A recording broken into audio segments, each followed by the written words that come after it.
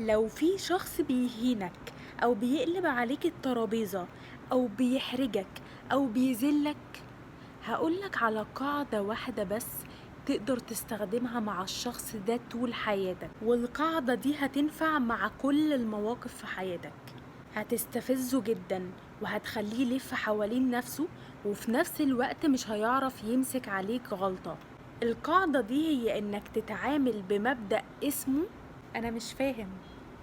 طيب خلينا نشوف الاربع مواقف اللي جايين دول كمثال. الموقف الأول لما الشخص ده يحاول يهينك ويقولك انت تعبان ومحتاج تتعالج، اوعى تتخانق معاه.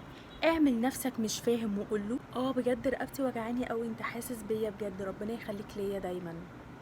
خد المعنى الحرفي للكلام ونفذه كأنك روبوت. الموقف التاني لما الشخص ده يغلط ويرمي عليك انت الغلط، يعني مثلا لو هو ضيع حاجة معينة فيقولك انت ضيعتها وكانت معاك انت اخر مرة، قوم يلا دورلي عليها. ساعتها اوعى تدافع عن نفسك ولا تتخانق معاه، لبسه التهمة وقوله معلش اكيد غصب عنك، ما تضيعهاش تاني، خلي بالك لو عايزني اساعدك وندور عليها سوا مفيش مشكلة.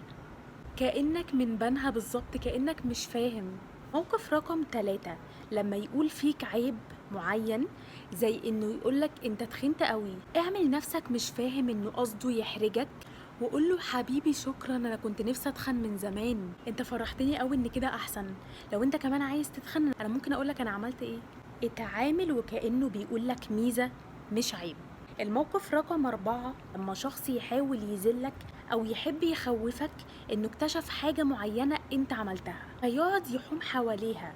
يعني مثلا لو هو شاكك إن أنت خدت العربية من ورا أهلك، فيبعتلك فيديو واحد بيتكلم عن إن ما ينفعش إن احنا نخبي على أهلنا حاجة. ساعتها ما توضحش إنك فاهم، ولا تقوله هو ايه اللي انت بعته ده، ولا اي حاجه من كل ده. قوله حلوه قوي الفيديو، برافو عليك، انا فرحان بيك قوي انك بتتفرج على الحاجات دي لانها هتفيدك دايما وهتعلمك دايما حاجات جديده. وكأنك فهمت ان هو بياخد رأيك في الفيديو، او ان هو باعت لك حاجه هو بيتفرج عليها.